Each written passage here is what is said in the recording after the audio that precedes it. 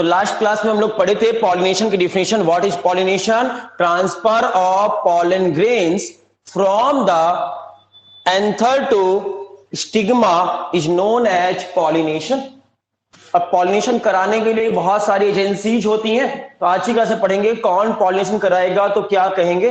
पहला लाइन बोले, अगर पॉलिनेशन विंड के थ्रू हो रहा है, किसके थ्रू पॉलिनेशन हो? हवा के थ्रू। अगर पॉलिनेशन किसके थ्रू हो रहा है? विंड के थ्रू होगा, तो उसे क्या बोलेंगे? किसी को पता है? एनीमोफिली के नाम से जानेंगे। रिपीट कर रहे हैं, अगर पॉलिनेशन विंड के थ्रू होगा तो उस घटना को क्या कहेंगे? एनीमोफिली के नाम से जानेंगे। याद रखिएगा, आपसे कोई पूछे एनीमोफिली का मतलब क्या होता है? If pollination take place with the help of, क्या बोलेंगे? विंड। इसकी मदद से हो? With the help of wind. हवा में उड़कर अगर पॉलन ग्रेन गया, एंथर से निकलकर स्टिग्मा तक हवा में उड़ते उड़ते गया, तो इसलिए इस घटना को, इस तरह के पॉलिनेशन को एनीमोफिली के नाम से जानेंगे। अब बताओ, जिसमें एनीमोफिली होती होगी उसमें पॉलन किट होती होगी क्या? पॉलन ग्रेन कलरफुल होते होंगे क्या? यस नो में आंसर दीजिए। पॉलन ग्रेन कलरफुल होते होंगे क्या? जरूरत है क्या? नेक्टर सिक्रीट होता होगा क्या? यस और नो? जब हवा के थ्रू कर रहे हैं तो इंसेक्ट के थ्रू नहीं हो रहा ना, इसलिए इंसेक्ट को बुलाने के लिए ना पॉलन किट चाहिए थी। इंसेक्ट को बुलाने के लिए ना आपको कलरफुल होना चाहिए था एंथर का, पॉलन ग्रेन का, फ्लावर का। यहां पर नेक्टर निकलेगा कि नहीं निकलेगा? नेक्टर लेस होंगे या नेक्टर विथ नेक्टर होंगे ये फ्लावर?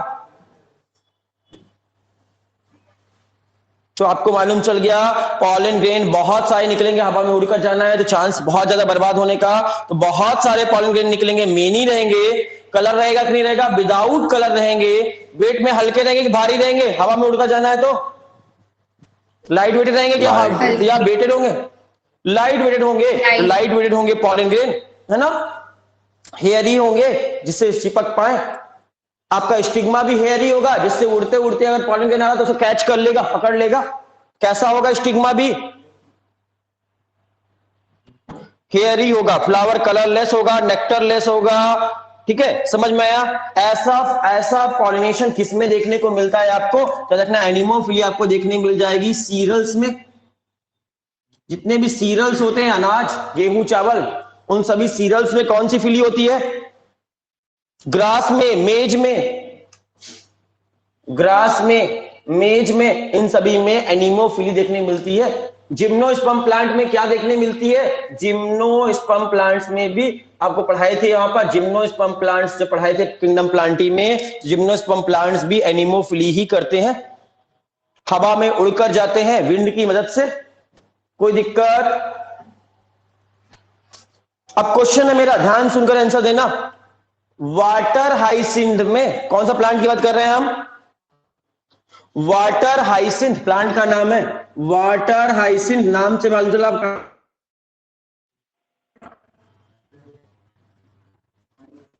पानी में रहता है। वाटर लिली नाम सुना है प्लांट का? लिली कहां पे रहता है प्लांट? पानी में। तो वाटर लिली, वाटर हाइसिंथ, ये प्लांट्स में पॉलिनेशन किसकी मदद से होगा? Option A with the help of wind, option be with the help of water. Answer क्या होगा?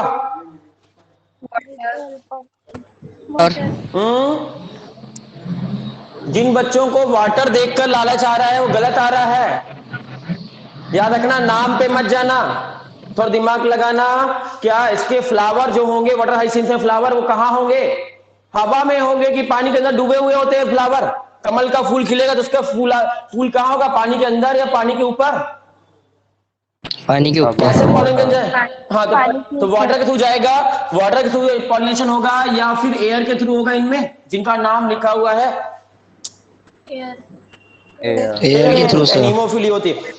तो ये दोनों में कंफ्यूजन होने के चांसेस बहुत ज्यादा होते हैं, इसलिए क्वेश्चन नीट में आ सकता है। वाटर लिली, वाटर हाइसिंथ, ये प्लांट जो है एक्वेटिक प्लांट है, एक्वेटिक प्लांट है, इसलिए इसमें कौन किसके थ्रू होगा? हाइड्रोफिली होगी या एनीमोफिली होगी? एनीमो। एनीमोफिली। Very good. दूसरा, अगर pollination with the help of water हुआ तो इस घटना को क्या कहेंगे? हाइड्रोफिली कहेंगे। क्या कहेंगे? Hydrophily. Hydrophily. If pollination take place with the help of water, अगर वाटर के वाटर। थ्रू पॉलिनेशन हुआ तो इसको हाइड्रोफिली के नाम से जानेंगे। और हाइड्रोफिली आपके बहुत सारे प्लांट्स में देखने मिलती है, जैसे कि जॉस्टेरा का प्लांट जो है, हाइड्रिला का जो प्लांट है, जॉस्टेरा में, हाइड्रिला में कौन सी फिली होती है? पॉलिनेशन कैसे पहुंचेगा? हाइड्रिला में, जॉस्टेरा में, और जो आपके प्लांट पढ़े थे आपने ब्रायोफाइटा और टेरिडोफाइटा प्लांट में, कैसे पहुंचते थे पॉलन ग्रेन? तो यही होता था, ब्रायोफाइटा टेरिडोफाइटा प्लांट में भी यही होता था। समझ में आई बात? आगे चलते हैं। अगर ये दोनों बायोटिक फैक्टर है कि ए बायोटिक फैक्टर है, पॉलिनेशन कराने वाले जिंदा हैं कि नॉन लिविंग है? ये बायोटिक फैक्टर है या ए बायोटिक पॉलिनेटर कराएंगे? ये बायोटिक पॉलिनेटर्स कहलाते हैं सभी के सही। ये ए बायोटिक पॉलिनेटर है। अब कुछ लिविंग ऑर्गेनिज्म के थ्रू अगर होगा तो उस घटना को क्या कहेंगे? लिविंग ऑर्गेनिज्म अगर पॉलिनेशन करने काम आएंगे तो बायोटिक पॉलिनेशन बोलेंगे। Biotic pollination. बायोटिक पॉलिनेटर, हाँ नेटर। तो बायोटिक पॉलिनेटर में कौन आएगा? तो पहला आएगा बायोटिक पॉलिनेटर में जो करता हो इंसेक्ट। सभी लोग को पता है इंसेक्ट। तो पहला नाम आएगा इंसेक्ट का। इंसेक्ट बायोटिक पॉलिनेटर है तो पहला नाम आएगा इंसेक्ट का। इंसेक्ट पॉलिनेशन कराते हैं कि नहीं कराते? हाँ कराते हैं। अगर इंसेक्ट के थ्रू पॉलिनेशन होगा तो इस तरह के पॉलिनेशन को क्या कहते हैं पता है किसी को? एंटेमोफिली। क्या बोलेंगे? एंटेमोफिली। इंटेमोफिली, इंटेमो मतलब होता है इंसेक्ट, इंटेमो मतलब कीड़े मकोड़े होते हैं। इंटेमोफिली मतलब कीड़े मकोड़ों के थ्रू, इंसेक्ट के थ्रू अगर पॉलिनेशन होगा तो इस घटना को क्या कहेंगे? इंटेमोफिली कहेंगे। और इंटेमोफिली में लिविंग हुआ कि नहीं हुआ? इंसेक्ट लिविंग है कि नहीं है?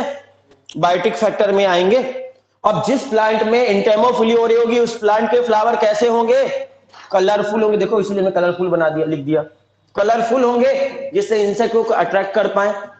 नेक्टर होगा कि नहीं होगा? होगा। नेक्टर के लालच में आ जाएंगे जिससे फ्लावर में पॉलिनेटर्स हैं। नेक्टर होगा। फ्रेग्रेंस अच्छी सी आएगी कि नहीं आएगी इन फ्लावर से? अच्छी अच्छी खुशबू भी आएगी जिससे इंसेक्ट का वो हो। पॉलन ग्रेन स्टिकी होंगे या नॉन स्टिकी होंगे? स्टिकी होंगे जिससे उसकी बॉडी में चिपक जाए। पॉलन किट होगी कि नहीं होगी? समझ में आ रही बात? नेक्टर भी होगा, पॉलन किट भी होगी, कलरफुल होंगे, अच्छी अच्छी फ्रेग्रेंस आएगी। ये सब क्यों कर रहे हैं? इंसेक्ट को अपनी ओर अट्रैक्ट करने के लिए, पॉलिनेशन हो पाए। कोई दिक्कत? No sir. अब एंटेमोफिली के अंदर पढ़ेंगे तो एंटेमोफिली के अंदर बहुत सारे एग्जाम्पल आते हैं, बहुत सारे, जिसमें से एक आध बार क्वेश्चन देखा गया है, वहां पे पहुंचते हम डायरेक्ट। इंटेमोफिली में एक नाम आता है आपका साल्विया के प्लांट का। सुना है कभी नाम? साल्विया का प्लांट का नाम आता है। एक प्लांट का नाम है साल्विया। इस प्लांट में एंटेमोफिली होती है और किस मैकेनिज्म के थ्रू होती है? इसमें लीवर मैकेनिज्म के थ्रू होती है। आपका नीट में क्वेश्चन आ सकता है, liver mechanism, liver mechanism.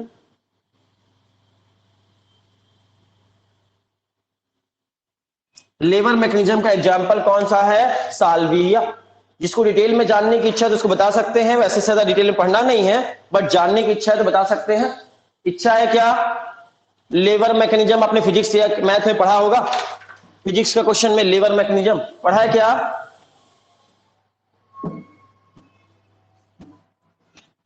Liver mechanism पढ़ा है आपने? लीवर, लेवर जो पढ़ते हो, लेवर पढ़ते हो वैसे, लीवर मैकेनिज्म पढ़ा है क्या?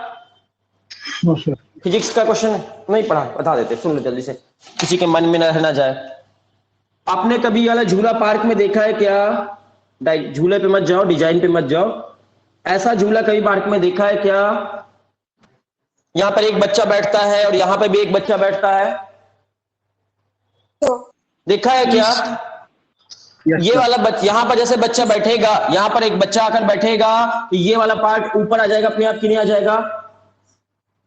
इस कॉर्नर को दबाने से ये कॉर्नर अपने आप ऊपर चला जाएगा कि नहीं चला जाएगा? Yes sir. और इस कॉर्नर को दबाएंगे तो ये वाला पार्ट ऊपर चला जाएगा कि नहीं चला जाएगा? ये दोनों पार्ट एक दूसरे पे डिपेंडेंट है कि नहीं है? नीचे ऊपर जाने के लिए एक ऊपर जाएगा तो दूसरा नीचे आएगा। इसी मैकेनिज्म को लेवर मैकेनिज्म कहते हैं। यही है लेवर मैकेनिज्म का डायग्राम, फिजिक्स में पढ़ा होगा आपने। याद आ रहा क्या? ऐसे ही मैकेनिज्म में आपके एंथर और पॉलिनेशन होता है। जैसे ही मक्खी आकर इधर बैठेगी ऐसा डायग्राम रहता है उसमें, उसमें ऐसा ना होकर ऐसा डायग्राम रहता है। ठीक है, ये देखो ऐसा कुछ रहता है। यहां पर नेक्टर निकल रहा होता है। जैसे मक्खी आती है, कोई मच्छर मक्खी आएगा, कोई इंसेक्ट आएगा, यहाँ पे पॉलिनेशन, वहां पे जैसे ही वो यहां पर आएगा, यहां पर दबाएगा, ये वाला पोर्शन दब कर आएगा, उसकी पीठ में पूरे पॉलिनेशन को उसके पॉलिन ग्रेन गिरा देगा। समझना, इसको दबाएगा तो यहां से पॉलिन ग्रेन उसके ऊपर सिर पे पूरा गिरा देगा। बस समझ पाए क्या बोलना चाह रहे हैं हम? फिर से बोले, कुछ ऐसे शेप का पॉलिन ग्रेन होगा। यहां पर इंसेक्ट जैसे ही बैठेंगे नेक्टर पीने के लिए, इंसेक्ट आया, एक मक्खी आई, एक बी आई, कोई भी आया, जैसे बैठेगी तो यहां से पॉलन ग्रेन यहां से ये इस पे दबाव डालेगी, और इस पे दबाव की वजह से ये वाला पार्ट जो है इसकी बॉडी में टच हो जाएगा कि नहीं हो जाएगा? बात समझ पाए क्या मैं बोलना चाह रहा हूं? इसी को लेवर मैकेनिज्म कहते हैं। लेवर मैकेनिज्म आपके कुछ सिलेबस में नहीं है, बस इतना याद रखिएगा। लेवर मैकेनिज्म किस में देखने मिलती है? साल्विया के प्लांट में। और किसका एग्जांपल हुआ? कीड़े मकोड़े कर रहे हैं इसलिए एंटेमोल फिली कहलाएगा कि नहीं कहलाएगा? फिग के प्लांट में कौन सा होगा? फिग के प्लांट में, फिग का प्लांट अगर आप जानते हो, अंजीर वगैरह, तो फिग के प्लांट में भी कीड़े आकर करेंगे। कौन सा कीड़ा करता है फिग के प्लांट में, बता सकते हो क्या? यहां पर वास्प आकर करती है। फिग के प्लांट में पॉलिनेटर का नाम वास्प। नाम सुना है किसी ने? वास्प नाम का कीड़ा आता है, मक्खी है, एक से काटती है बहुत कस के, हाँ, मधु ऐसे पीले पीले रंग की होती है, उड़कर आती है। तो वो वास्प नाम का जो कीड़ा होता है वो फिग में पॉलिनेशन कराने का काम आता है। इस मैकेनिज्म को ट्रैप डोर मैकेनिज्म कहते हैं। खैर वो जरूरी नहीं है, हमने बता दिया। तो मैक्सिमम प्लांट्स में आपके किसके थ्रू पॉलिनेशन होता है? जो आपके कलरफुल प्लांट दिखे, नेक्टर दिखे आसपास सराउंडिंग में, मैक्सिमम प्लांट में इंसेक्ट के थ्रू होता है। और इंसेक्ट के थ्रू हुआ तो कौन सा कहलाएगा? इंटेमोफिली के नाम से जानेंगे। क्लियर है इतनी सी बात? Yes sir. बहुत अच्छी बात। अब पॉलिनेशन में और आगे चलते हैं, तो आपकी बात करते हैं बायोटिक फैक्टर में। अगला नाम इंसेक्ट के अलावा कुछ एनिमल्स भी ये काम कर सकते हैं क्या? पॉलिनेशन कर सकते हैं क्या? अगर एनिमल के थ्रू पॉलिनेशन होगा तो इस तरह के पॉलिनेशन को क्या कहते हैं? जूफिली कहते हैं। कौन सी फिली? जूफिली। जूफिली कब बोलेंगे? पॉलिनेशन किसके थ्रू हो रहा है? एनिमल के थ्रू। बहुत सारे एनिमल्स हैं जो पॉलिनेशन कराने में हेल्प करते हैं। जैसे कि एग्जांपल तौर पे कुछ बर्ड्स कराती हैं। एनिमल्स के अंदर भी दो टाइप के एनिमल हो गए। पहला है बर्ड्स, पक्षियों के थ्रू अगर एनिमेशन आपका पॉलिनेशन हो रहा है, बर्ड्स आकर पॉलिनेशन करा रही हैं। कुछ बर्ड्स का नाम बताइए। हमिंग बर्ड का नाम सुना है किसी ने? हमिंग बर्ड लंबी चोंच वाली बर्ड होती है, पॉलिनेशन कराने का काम आती है, हमिंग बर्ड बोलते हैं। किसी ने ना देखा हो तो हमिंग बर्ड दिखा। ये रही हमिंग बर्ड, देख लो, पहचान लो। ये रही, ये देखो, दिख रही हमिंग बर्ड उड़ते हुए जा रही है, फूल में मुंह घुसा रही है अपना। दिखाई दिया क्या हमिंग बर्ड? आपको दिखाई दी क्या? Yes sir. बेचारी, ये रही ना हमिंग बर्ड, है ना? तो हमिंग बर्ड जो है, हमिंग बर्ड पॉलिनेशन कराती है कि नहीं कराती? अगर पक्षियों के थ्रू पॉलिनेशन होगा, बर्ड्स के थ्रू पॉलिनेशन होगा तो उसे क्या कहेंगे? ऑर्निथोफिली। क्या बोलेंगे? ऑर्निथोफिली। जूफिली के अंदर ही आता है ऑर्निथोफिली। ऑर्निथो मतलब, ऑर्निथोलॉजी मतलब क्या होता है पता है आपको? पक्षियों की स्टडी करने को ऑर्निथोलॉजी कहते हैं। Study of birds is known as ornithology. और ऑर्निथोफिली बोल रहे हैं मतलब बर्ड्स की मदद से क्या होने वाला है? यहाँ पर क्या करेंगे बर्ड्स आकर? पॉलिनेशन करेंगे। आपको हनी बर्ड्स होती है, आपकी बॉम्बैक्स बर्ड्स होती है, बहुत सारे बर्ड्स हैं जो आपके पॉलिनेशन कराने काम आती है। पॉलिनेशन बर्ड्स के थ्रू होगा तो उसे हम कहेंगे ऑर्निथोफिली। दूसरा नाम आता है बैट का। बैट को अलग से रखते हैं, बैट अलग कैटेगरी में रखते हैं। बैट मतलब बैटमैन मतलब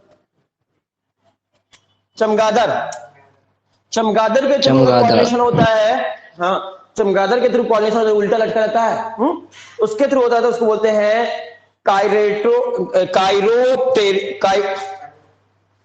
कायरोप्टेरोफिली, CHIRO, कायरोप्टेरोफिली।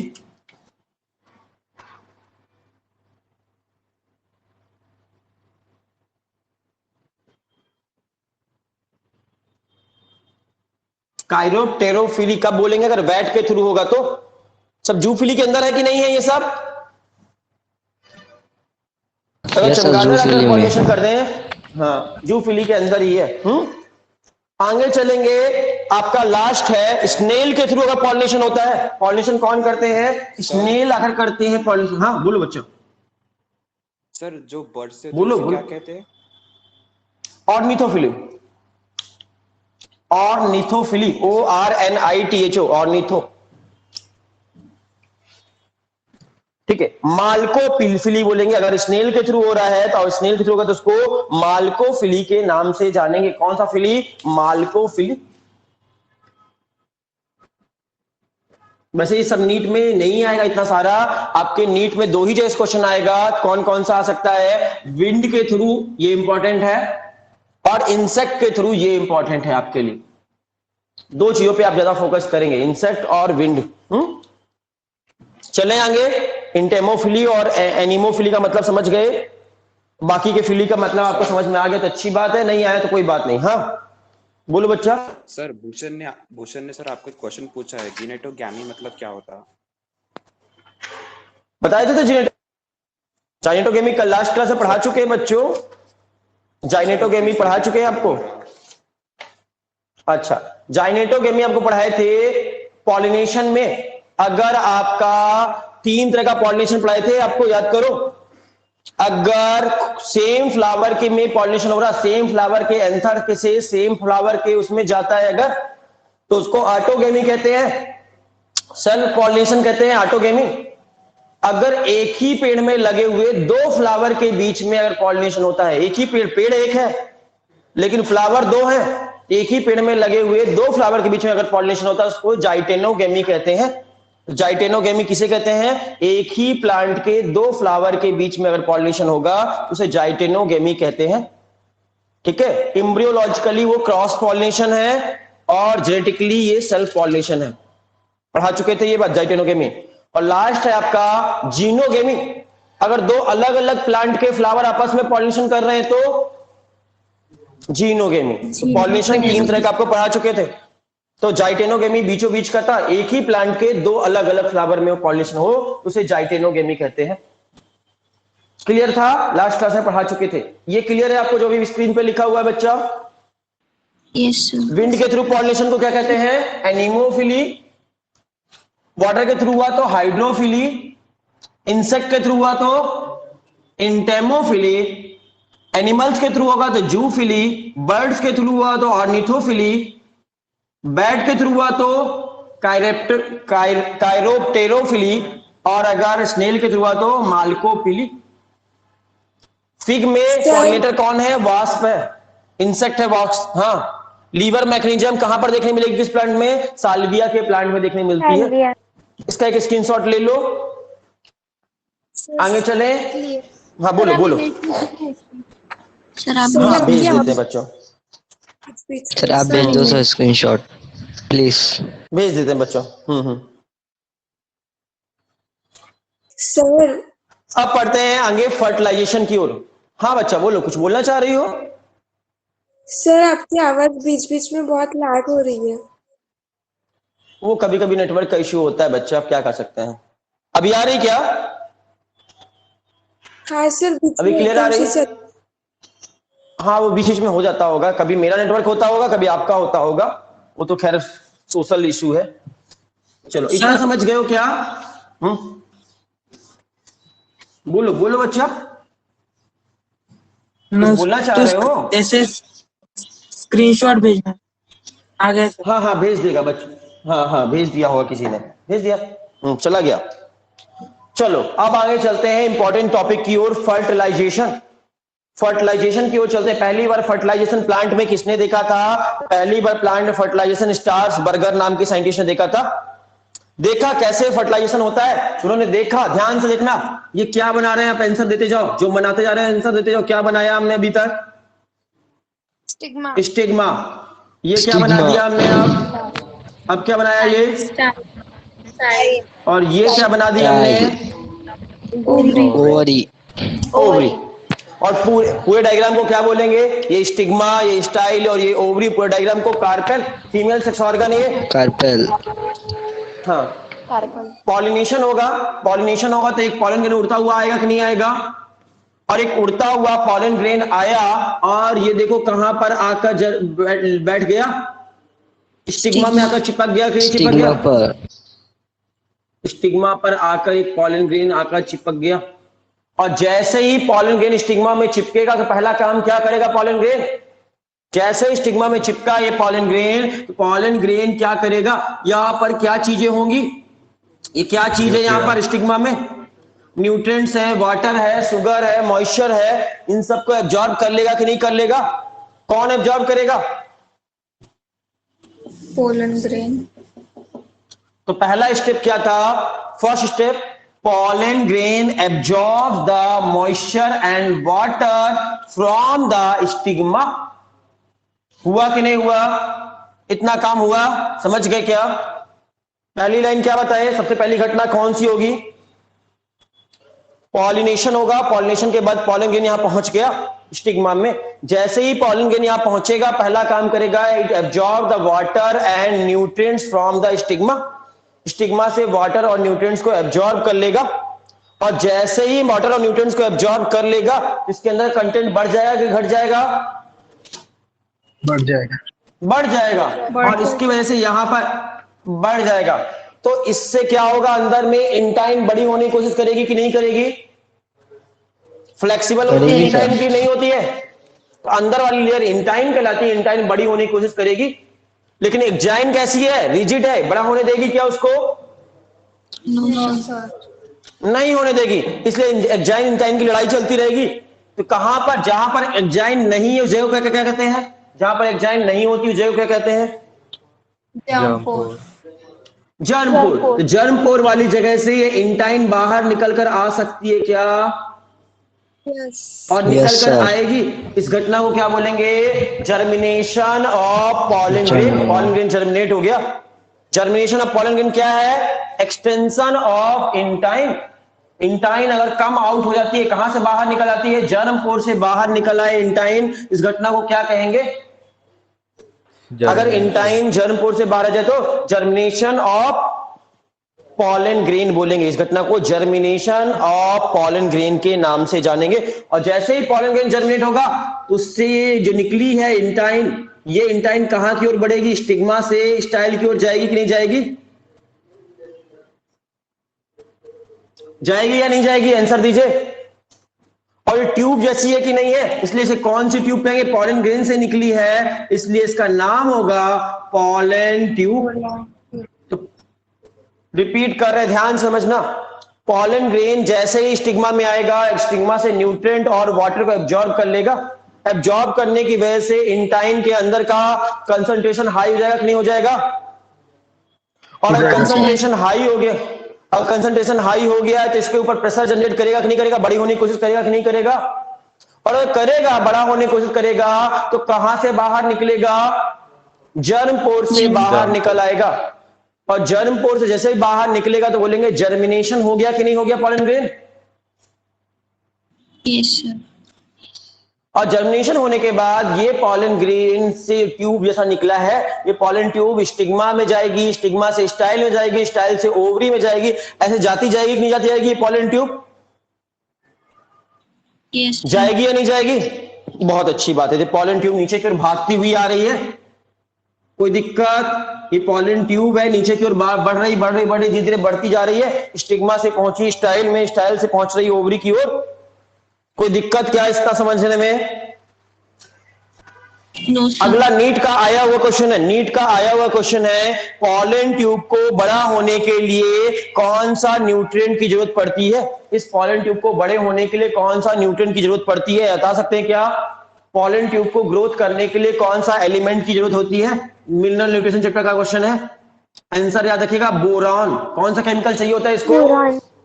Boron is essential for the boron is essential for the growth of pollen tube. अगर बोरॉन नहीं रहेगा तो पॉलन ट्यूब ग्रोथ कर पाएगी अच्छे से क्या? तो पॉलन ट्यूब को अच्छे से ग्रोथ करने के लिए कौन सा केमिकल चाहिए? बोरॉन चाहिए। अगर एक एलिमेंट का नाम पूछेगा तो आंसर क्या होगा? बोरॉन।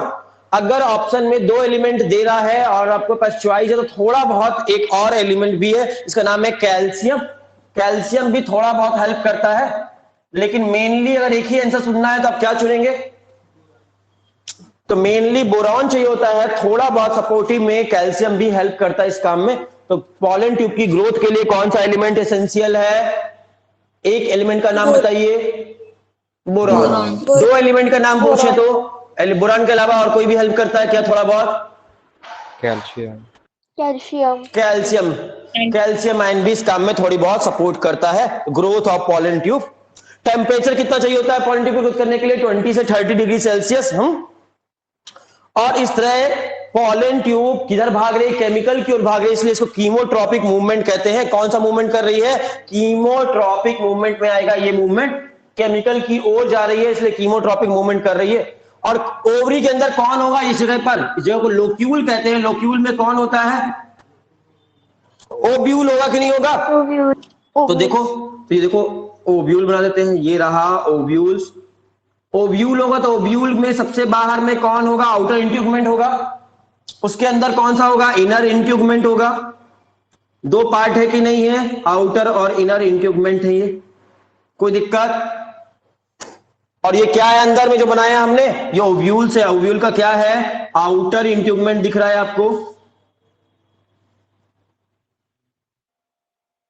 ये अंदर वाला क्या है? इनर इंट्यूगमेंट है। और ये पूरा डायग्राम क्या है अंदर में जो बना है? ओव्यूल से। देख पा रहे हो क्या ओव्यूल्स? तो कौन आ रही थी? पॉलन ट्यूब आ रही थी, ओवरी में आ गई, ओवरी तक पहुंच गई। अब ओवरी में पॉलन ट्यूब कहां से घुसेगी? ऑप्शन ए माइक्रोपाइलर एंड से, ऑप्शन बी यहीं से डायरेक्ट घुस जाएगी, ऑप्शन सी बीच में कहीं से घुसेगी, option D all of these.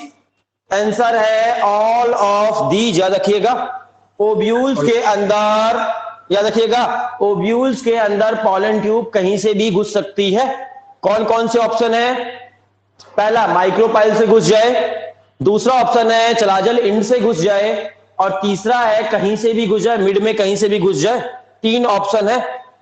अगर ये डायरेक्ट सीधे ऐसे घुस जाती है, देखना यहां पर छेद करते हुए घुस जाएगी, यहां से सीधे चलाजल इंड से अंदर घुस जाए अगर ये पॉलन ट्यूब, छेद करते हुए, पोर करते हुए, इस घटना को पोरोगैमी कहेंगे। पोरोगैमी। पोरोगैमी में पॉलन ट्यूब कहां से कहां घुसेगी? पॉलन ट्यूब का पोरोगैमी का मतलब a pollen tube enter inside the ovule through chalazal end, then it will call porogamy. लिखवा दें, लिख देते हैं ये लाइन। पोरोगैमी की डिफिनेशन क्या डिफिनेशन है? If pollen tube inter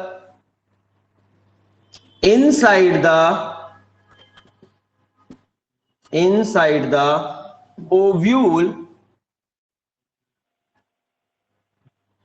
inside the ovules through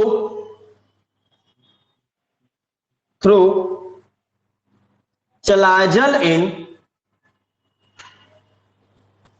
then it will call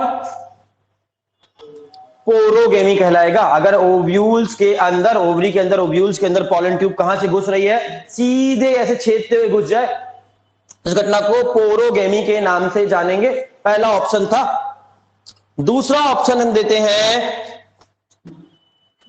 नहीं सॉरी कुछ गड़बड़ बोल दिया हमें लगता है। सॉरी पोरोगेमी, एक मिनट बच्चों, थोड़ा उल्टा बोल दिया मैंने। पोरो मतलब था पोर, पोर से घुसेगी। पोर कहां है? माइक्रोपाइल पोर है ना ये। सॉरी हमने गलत बोल दिया था। अगर इधर से पॉलन ट्यूब आती और यहां से अंदर,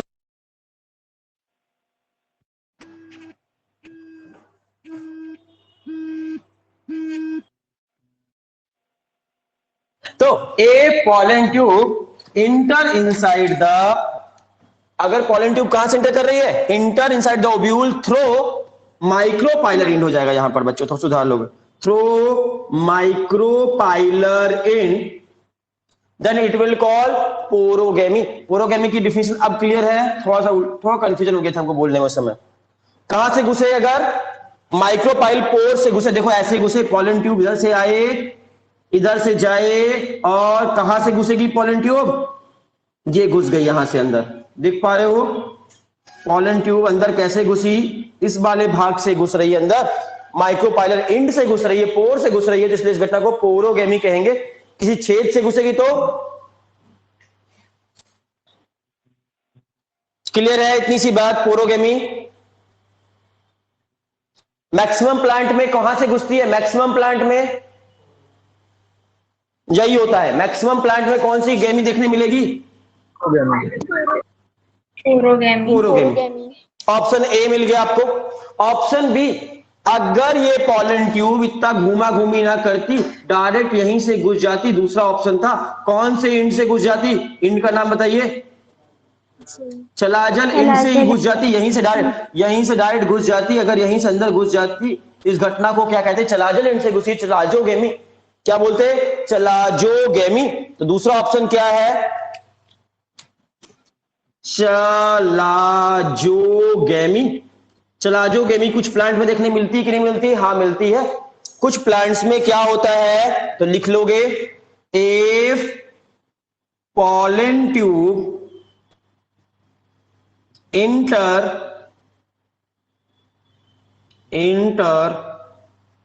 इनसाइड द ओव्यूल्स थ्रो, कहां से घुसेगी, चलाजल इंड, अगर चलाजल इंड से घुसी तो क्या कहलाएगी, इस घटना को क्या कहेंगे हम, चलाजोगेमी। और अगर छेद से, अगर पोर से घुसी तो, और किसी इंट्यूगमेंट से घुस गई, कहीं से भी घुस गई, बीचों बीच से, यहां से घुस गई, किसी इंट्यूगमेंट को क्रॉस करके घुस गई तो मीजोगेमी। और किसी इंट्यूगमेंट से घुसती है तो मीजोगेमी कहलाता। तीसरा ऑप्शन कौन सा है, mesogamy, MESO, mesogamy. If pollen tube enter inside the ovule through integument, अगर इंट्यूगमेंट के थ्रू घुसती है तो इसे मीजोगेमी कहते हैं। किसके थ्रू घुसेगी, if pollen tube enter inside the ovules through integument, तो इसको मीजोगेमी कहेंगे, कोई दिक्कत। मैक्सिमम प्लांट में कौन सा देखने मिलेगा आपको, पोरोगेमी चलेगा। वॉलनट में क्या मिलेगा, वॉलनट में बताइए, वॉलनट में क्या मिलेगा आपको, चलाजोगेमी, याद रखिएगा, चलाजोगेमी का एग्जांपल है वॉलनट, याद रहेगा।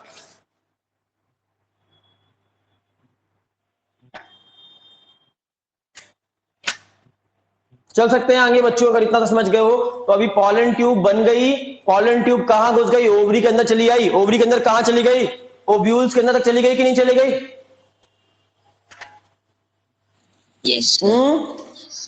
चली गई, बहुत अच्छी बात है। ओव्यूल्स के अंदर कौन रहता है, अब बताइए, ओव्यूल्स के अंदर कौन रहता है, क्वेश्चन ये है मेरा, ओव्यूल्स के अंदर कौन होता है, आपको पढ़ा चुके हैं, फीमेल सेक्स ऑर्गन, ओवरी के अंदर ओव्यूल्स होता है, ओव्यूल्स के अंदर ओव्यूल्स के अंदर कौन हो, वेरी गुड, एम्ब्रियो सैक होगा।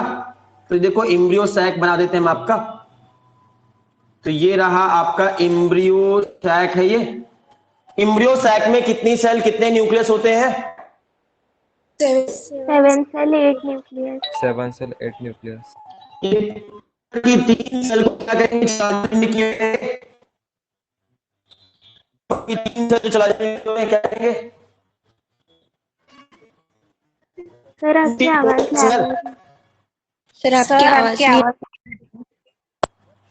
हाँ, ऊपर की ओर तीन सेल होती हैं, इन तीन सेल को क्या कहेंगे? चला चल एंड की ओर है जो एंटीपोडल सेल। Antipodal cell. और नीचे की ओर माइक्रोपाइल एंड की ओर दो सेल दिख रही हैं, इन दोनों सेल को to synergy. Cell 1 egg cell. दिख रही है एग सेल। और ये सेंटर में दो क्या है? Polar Polar nuclei. Central nuclear. में सब क्या क्या दिख गया आपको? समझ में आया क्या? ये कौन थे? एंटीपोडल सेल थी, एंटीपोडल सेल थी। ये क्या थे? पोलर न्यूक्लियाई थे। ये कौन सी सेल थी?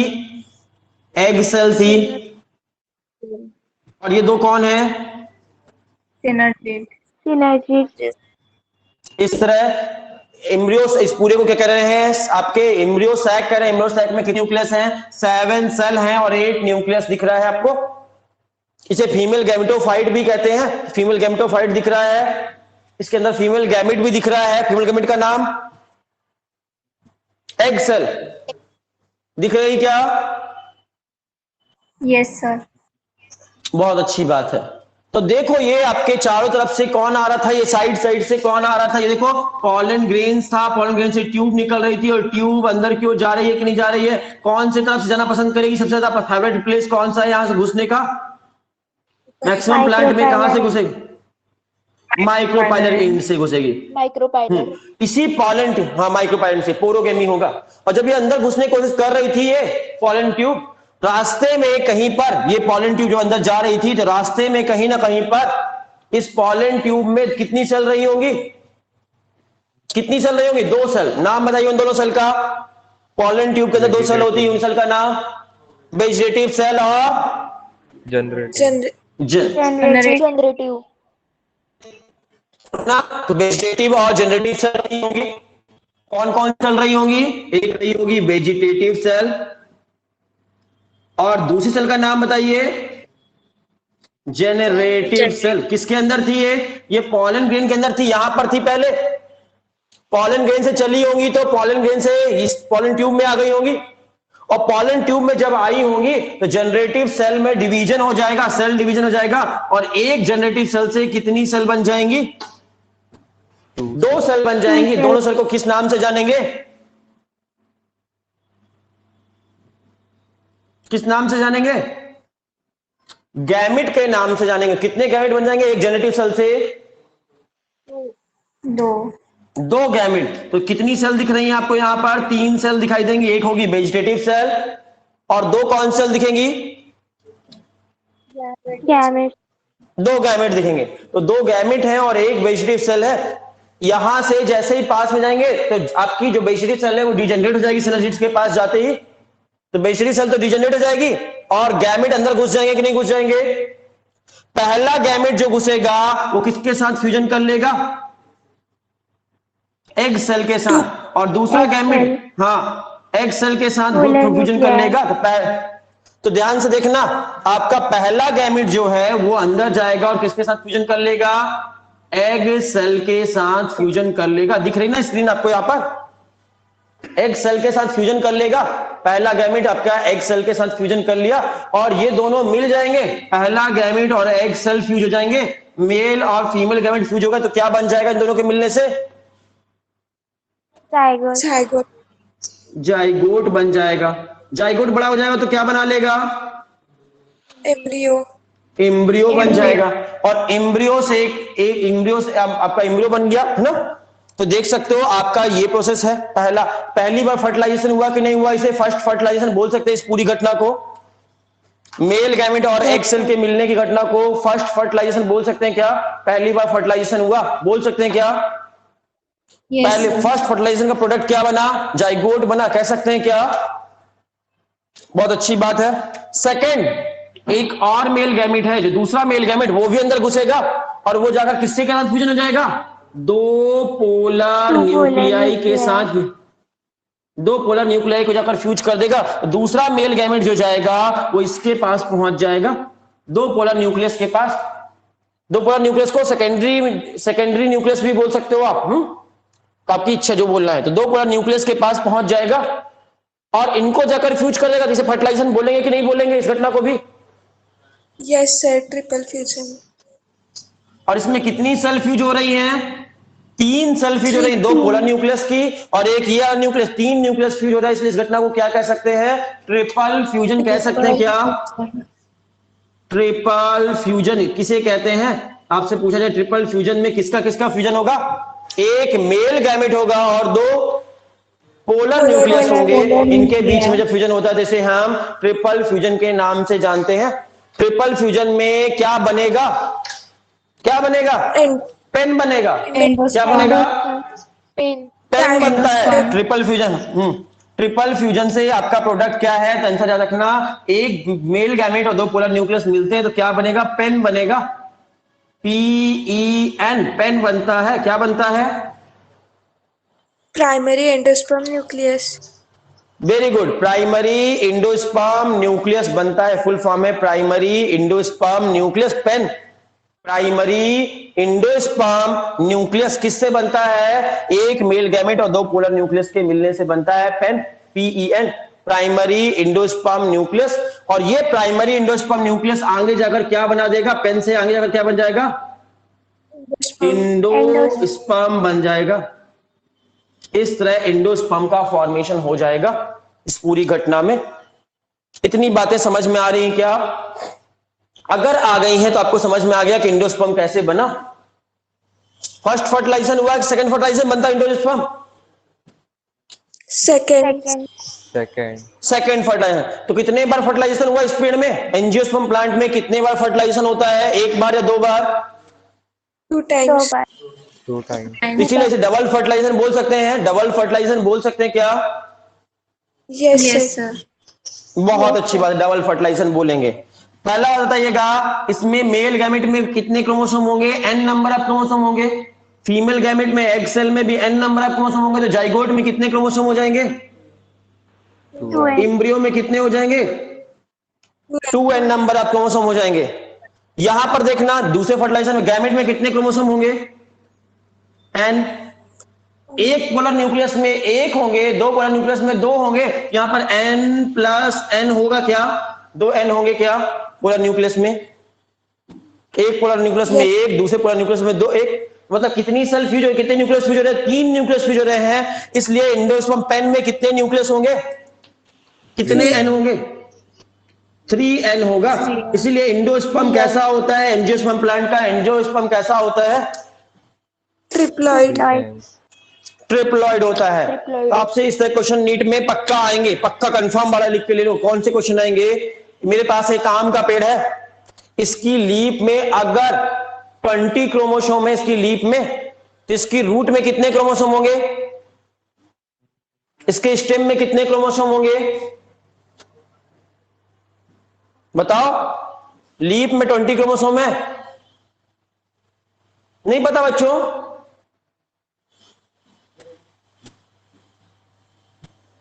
आप मेरा क्वेश्चन, दूसरा क्वेश्चन पूछ लेते हैं। आप नहीं आ रहा होगा, मान हो सकता है।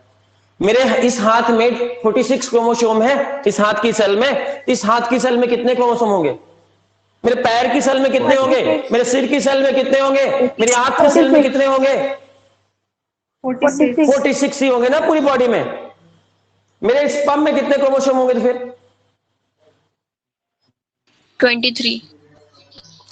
वेरी गुड, सही आंसर है। तो मेरी पूरी बॉडी की हर एक सेल में 46 क्रोमोसोम होंगे। एक्सेप्शन है मेल गैमेट, स्पर्म जो है वहां पर नंबर ऑफ क्रोमोसोम हाफ हो जाएंगे। वैसे ही आपसे पूछा जाए कि आपके मैंगो की लीफ में अगर 20 क्रोमोसोम है तो उसके स्टेम में कितने क्रोमोसोम होंगे? 20 ही होंगे। उसकी रूट में कितने होंगे? 20 ही होंगे। समझ में आ रही बात? उसके फ्लावर में, उसके फ्रूट में कहीं पूछे सजाए 20 होंगे। कहां पर आधे होंगे? कहां पर आधे हो जाएंगे? तो आपसे इससे पूछा जाए मेल गैमेट में, उसके मेल गैमेट में कितने होंगे मैंगो के? अगर उसके प्लांट में 20 है तो मेल गैमेट में 10 हो जाएंगे। उसके एग सेल में कितने होंगे? 10 हो जाएंगे। 10, जाइगोट में कितने होंगे फिर? उसके जाइगोट में कितने होंगे? 20, 20 हो जाएंगे। 20। उसके एम्ब्रियो में कितने होंगे? 20, 20 उसके इंडोस्पर्म में कितने होंगे तो फिर? 30, 30 सही आंसर है, वेरी गुड। 30 जिसने आंसर दिया बहुत सही है, याद रखिएगा। उसमें क्योंकि आपका पूरी बॉडी डिप्लॉयड है, 2n है पूरी बॉडी, लेकिन आपके इंडोस्पर्म क्या होते हैं? ट्रिप्लॉयड होते हैं, इसलिए उसमें कितने क्रोमोसोम हो जाएंगे? ट्रिपल हो जाएंगे। 3n हो जाएगा, n का वैल्यू जितना होगा उसका ट्रिपल हो जाएगा। तो n का वैल्यू कितना है? अगर 2n इक्वल टू 20 है तो n मतलब 10। बहुत अच्छी बात है। हम आपसे दूसरा क्वेश्चन पूछते हैं, जल्दी से आंसर दीजिएगा। मेरे घर में एक नींबू का प्लांट लगा है। सपोज नींबू के प्लांट में x नंबर ऑफ क्रोमोसोम है मेरे घर में, तो बताइए इस प्लांट में x नंबर ऑफ क्रोमोसोम है, इसकी रूट में कितने क्रोमोसोम होंगे? X, x ही होंगे। इसकी लीफ में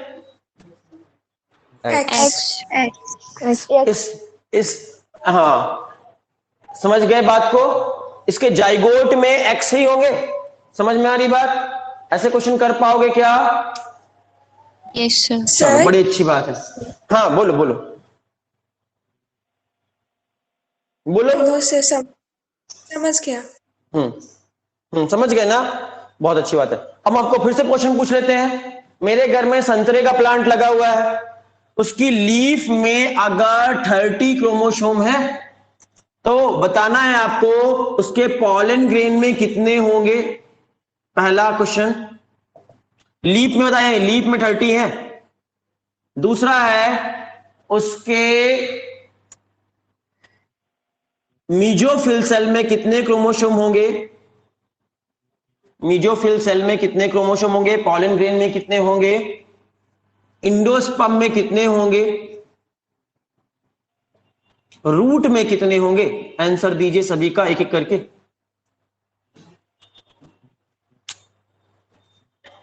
बोलिए जल्दी से आंसर। लीफ में 30 है, मीजोफिल सेल में कितने होंगे?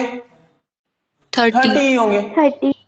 पॉलन ग्रेन में कितने होंगे? पॉलन ग्रेन कितने होंगे? 15 हो जाएंगे, आधे हो जाएंगे। Very good. पॉलन ग्रेन में आधे क्रोमोसोम होते हैं, n नंबर ऑफ क्रोमोसोम होते हैं। Very good. उसके एंडोस्पर्म में कितने हो जाएंगे? 45 3n कर दो, 45। याद रखना 30 को ट्रिपल मत कर देना, 30 को 3 करके 90 मत बोल देना, गलत हो जाएगा। 3n है, 1.5 गुना, डबल से कम। तो 3 आपके 3n है, n का वैल्यू पहले निकाल लो। 2n इक्वल टू अगर 30 है तो n इक्वल टू कितना होगा? 15, और 15 3 जा 45। Very good. रूट में कितने होंगे फिर? 30। वेरी गुड, सही आंसर है। अगर आपको ये आने लगा कैलकुलेट करते तो बहुत अच्छी बात है। एक लास्ट क्वेश्चन और पूछ लेते हैं, आपको आता है तो पूछ लेते हैं। मेरे पास एक प्लांट लगा हुआ है, उस प्लांट के इंडोस्पर्म में 30 क्रोमोसोम है, तो उस प्लांट की लीफ में कितने क्रोमोसोम होंगे? 20 कितने होंगे? 20। ऑनलाइन वाले बच्चों आपका सही है आंसर, आप लोगों का गलत है। इंडोस्पर्म मतलब कितना बताया हमने? 3n, 3n में इतने हैं। 3n में कितने हैं? 30। और लीफ कैसी होती है? n होती है 2n होती है? 2n होती है। तो 2n का मतलब कितना होगा? 3n बराबर 30 है तो 2n बराबर कितना होगा? पहले n का वैल्यू निकाल लो। n का वैल्यू कितना आया? 10 आया, और 10 इंटू 2 हो जाएगा 20, इसलिए राइट आंसर होगा 20। जिन बच्चों ने बताया था 20 उनका सही आंसर था। क्लियर है? कंफ्यूजन तो नहीं करोगे? आपको नोट्स भेजा था ना, मैंने भेजा था ना, आपको नोट्स भेजा था ना, मिला है आप लोग को ना?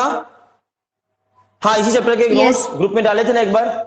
जब डाले थे ग्रुप में नोट्स डाले थे चैप्टर के, तो नोट्स के पहले या दूसरे पेज में, दूसरे तीसरे पेज में देखना, नोट्स के दूसरे तीसरे पेज में एक चार्ट बना था, बड़ा सा, एक बड़ा सा चार्ट बना होगा। उस चार्ट में n 2n 3n साफ साफ लिखा हुआ है। क्या n होगा, क्या 2n होगा, क्या 3n होगा, वो चैप्टर की समरी है। दूसरे तीसरे पेज में एक चार्ट बना है, देखो नोट्स में, ज्यादा आगे नहीं जाना, दूसरा तीसरा पेज खोलना नोट्स का, वहीं पर आपको चार्ट मिल जाएगा। एक बड़ा सा चार्ट बना है पूरे पेज में, फुल होल पेज में, वो चैप्टर की समरी है उसमें। तो वहां से एक बार जरूर देख लेना n 2n 3n कौन सी चीज n होती है, कौन सी 2n होती है, कौन सी 3n होती है, ये याद रखना। क्वेश्चन होते हैं क्योंकि इस तरह के।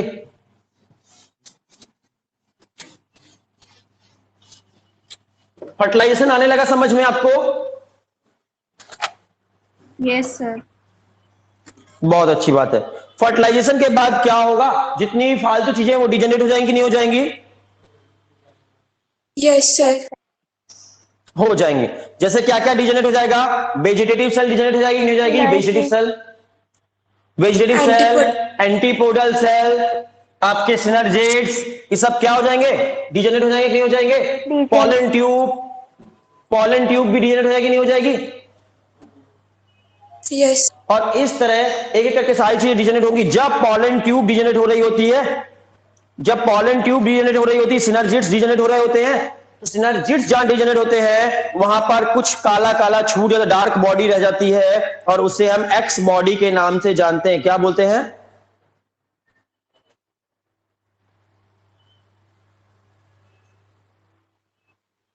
सिनर्जिट्स के डिजेनरेट होने से, यहां सिनर्जिट्स डिजेनरेट हो जाएगा, ये पॉलन ट्यूब डिजेनरेट हो जाएगी, तो यहां पर कुछ बचेगा डार्क कलर का, उसे हम क्या नाम से जानेंगे?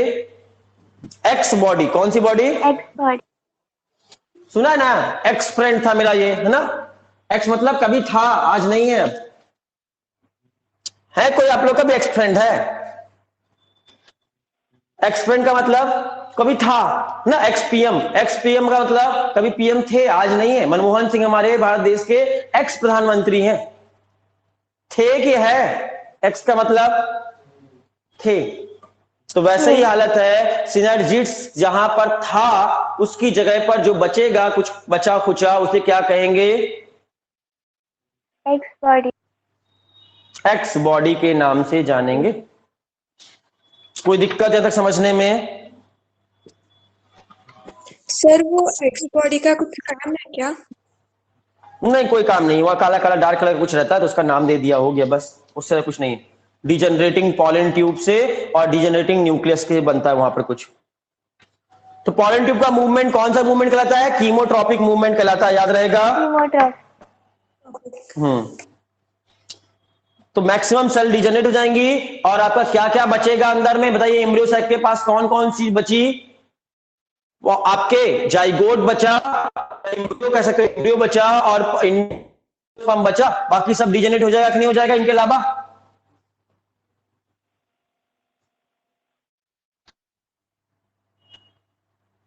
इतनी बात समझ पाए क्या? बहुत अच्छी बात। अगर समझ गए हो तो इससे अच्छा कुछ है ही नहीं, बहुत बड़ी बड़ी चीजें सीख गए हो। पॉलन ट्यूब के बनने की घटना को सिफेनोगेमी कहते हैं। जिस बी में फर्टिलाइजेशन के लिए पॉलन ट्यूब बनती जिन प्लांट में, उन्हें सिफेनोगेमी कहते हैं इस घटना को। तो सिफेनोगेमी कौन कौन से प्लांट में होती है? कौन कौन से प्लांट है जिसमें पॉलन ट्यूब बनती है? ऑप्शन है Thallophyta plant, bryophyta plant, pteridophyta plant, gymnosperm plant, angiosperm plant. इनमें से कौन कौन से प्लांट में सिफेनोगेमी होगी? बताइए। Angiosperm plant. बस नहीं बच्चों, दो प्लांट हैं सिफेनोगेमी की। हाँ, सही आंसर है। सिफेनोगेमी दो प्लांट में होती है। कौन कौन से प्लांट में? जिम्नोस्पर्म प्लांट में भी पॉलन ट्यूब बनती है और एंजियोस्पर्म प्लांट में भी पॉलन ट्यूब बनती है। इसलिए आंसर होगा जिम्नोस्पर्म एंड एंजियोस्पर्म प्लांट को सिफेनोगेमा बोल सकते हैं एक साथ। तो सिफेनोगेमा प्लांट मतलब कौन सा प्लांट की बात कर रहे हैं हम? दो प्लांट की। कौन कौन से?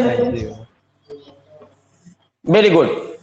स्पर्मेटोफाइटा प्लांट बोले मतलब कौन से प्लांट की हम बात कर रहे हैं? स्पर्मेटोफाइटा वर्ड का मतलब स्पर्म मतलब होता है सीड और फाइटा मतलब प्लांट। जिन प्लांट में सीड होते हैं उन प्लांट को स्पर्मेटोफाइटा कहते हैं। कौन कौन से प्लांट है जो स्पर्मेटोफाइटा कहलाएंगे?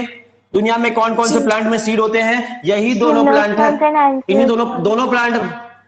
इसलिए इन्हें स्पर्मेटोफाइटा बोलेंगे कि नहीं बोलेंगे? स्पर्मेटोफाइटा मतलब कौन सा प्लांट बोला हमने? जिम्नोस्पर्म और angiosperm plant. Seed bearing plant, हाँ, जिन प्लांट में सीड होते हैं, ये दोनों प्लांट्स में सीड होते हैं, सिफेनोगेमी, सिफेनोगेमा, और समझ में आ गया सब वर्ड? सर कुछ, हाँ बोलो। सर जिम्नोस्पर्म का एंडोस्पर्म डिप्लॉयड होगा ना? नहीं बच्चा, याद रखिएगा, इंडोस्पर्म की बात करें, ध्यान समझना, एंजियोस्पर्म प्लांट्स में डबल फर्टिलाइजेशन होता है। कितने बार फर्टिलाइजेशन होता है? 2 बार फर्टिलाइजेशन होता है, और फर्टिलाइजेशन के बाद इंडोस्पर्म बनता है, इसलिए एंजियोस्पर्म प्लांट का इंडोस्पर्म 3n होता है।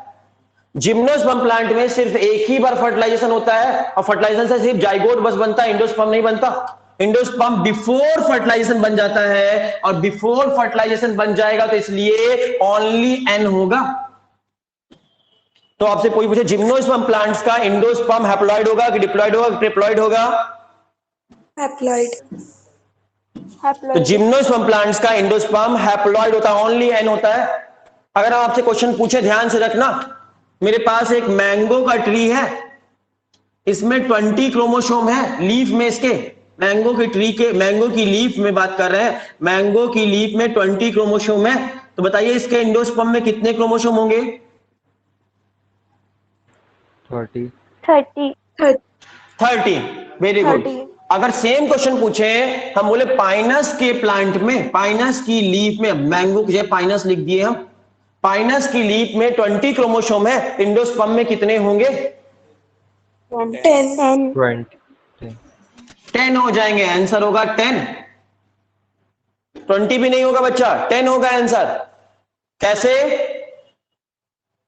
लीफ कैसी होती है हमेशा? इंडोस्पर्म में हैप्लॉइड लीफ कैसी होती है? लीफ 2n होती है, और इंडोस्पर्म n होगा। जिम्नोस्पर्म प्लांट है, पाइनस मतलब जिम्नोस्पर्म प्लांट बोल दिए, पाइनस बोल देते, साइकस बोल देते, कोई भी जिम्नोस्पर्म प्लांट का नाम लेते, सेड्रस ले लेते, रेडवुड ट्री ले लेते, सौकिया प्लांट, सुने हो सब प्लांट, सब जिम्नोस्पर्म प्लांट है, पाइनस, साइकस, सौकिया, अरुकेरिया, अरुकाना, सुना है सब नाम जो हम बोल रहे हैं? सब जिम्नोस्पर्म प्लांट के नाम है, आपने सुने होंगे, एनसीईआरटी में दिए हुए हैं सब नाम, पाइनस, साइकस, इन सब का नाम, सब जिम्नोस्पर्म प्लांट है। और जिम्नोस्पर्म प्लांट्स में प्लांट तो डिप्लॉयड होता है, लेकिन उसमें इंडोस्पर्म हमेशा कैसा होता है? हैप्लॉइड। हैप्लॉइड होता है। चलेगा, बिफोर फर्टिलाइजेशन बनता है कि आफ्टर फर्टिलाइजेशन इंडोस्पर्म? बिफोर और फर्टिलाइजेशन। एंजियोस्पर्म प्लांट में, एंजियोस्पर्म प्लांट में आफ्टर फर्टिलाइजेशन। चलेगा, तो हमने इतना पढ़ डाला।